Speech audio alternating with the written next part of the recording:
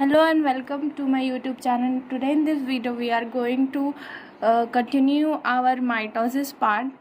In this video we are going to learn about anaphase and telophase, which is last two parts of the mitosis. With this we will be completing our 90% part of the mitosis, and in the next video we will study about cytokinesis and significance of mitosis. So let's get started without any delay.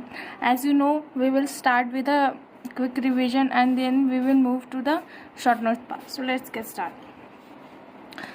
At the onset of anaphase, each chromosomes are arranged in the metaphase plate is split simultaneously into two daughter chromatids. So guys, क्या होता है anaphase में कि anaphase में वो होता है जो क्रोमोसोम जो मेटाफेजिक प्लेट में अरेंज थे, अब वो स्प्लिट करके टू सिस्टर क्रोमैटिड्स में डिवाइड हो जाएंगे. I will show you the picture like this.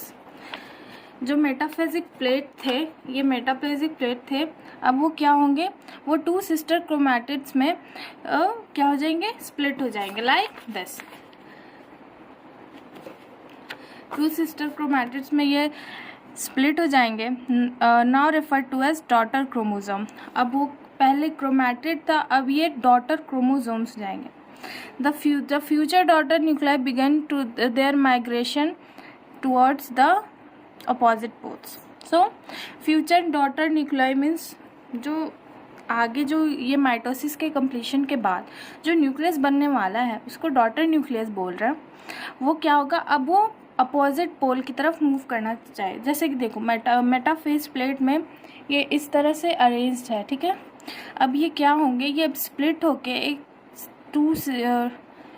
ये दो सिस्टर क्रोमैटिड एक साथ अटैच्ड है, बट अब क्या ये स्प्लिट होकर अब ये क्या हो जाएंगे, अब ये अपोजिट पोल्स की तरफ मूव करना स्टार्ट कर देंगे. जैसे कि ये एक पोल हुआ और ये एक पोल हुआ like this.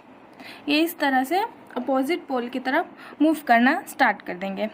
As each chromosomes move away from the equatorial plate, the centromere of each chromosomes remain directed towards the pole and hence leading to the edge with arms trailing behind.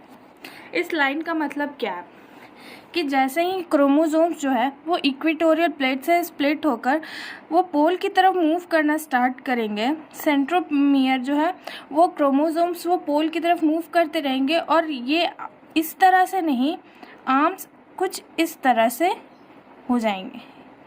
इस line का मतलब arms trailing behind का मतलब है कि ये arms इस तरह से होंगे, not like this, like this. Thus anaphase is characterized by the following. And I must tell you one more extra point कि ये सबसे शॉर्टेस्ट फेज होता है माइटोसिस का. इसमें हम लोग सेल को कुछ स्टडी नहीं कर सकते, हाँ, लेकिन इसमें हम लोग सेल का शेप डिसाइड कर सकते हैं. And this is the shortest phase of the mitosis. Now क्या है, द फॉलोइंग की centromere splits into chromatids separate, chromatids move to opposite poles. So this is it. Now let's move to the telophase. At the beginning of the final stage of the karyokinesis, telophase. So telophase is the final stage of mitosis. The chromosome that have reached to their respective poles decondense and lost their individuality. अब क्या होगा, जो chromosomes पोल की तरफ move किए थे वो अब कंडेंस हो जाएंगे और अब हम लोग उसमें पता नहीं लगा सकते कि अब वो कौन सा क्रोमोसोम है, कुछ नहीं. अब उनकी इंडिविजुअलिटी जो है वो पूरी तरह से ख़त्म हो चुकी है. Like as you can see in the picture, कुछ लग रहा है, कुछ पता चल रहा है कौन सा क्या, कुछ क्रोमोसोम्स नज़र नहीं आ रहा है बिल्कुल ही, कि अब वो क्रोमोसोम जो है उन्होंने अपनी इंडिविजुअलिटी को लूज कर दिया. The individual chromosome can no longer be seen and each set of chromatin material tends to collect each of the two poles. अब जो है, अब जो इंडिविजुअल क्रोमोसोम्स जैसे कि हम लोग देख रहे थे प्रोफेज में, मेटाफेज, एनाफेज, अब हम लोग वो हम लोगों को दिखेगा नहीं. अब क्रोमैटिन मटेरियल जो है वो कलेक्ट होगा पोल से, ठीक है. और इसमें जो है जो सेल ऑर्गेनिल्स जो है वो जो पूरी तरह से वैनिश हो गए, मतलब वो अब दिखाई नहीं दे रहे थे, अब वो रीफॉर्म हो जाएंगे लास्ट स्टेज में, दैट इज टीलोफेज में.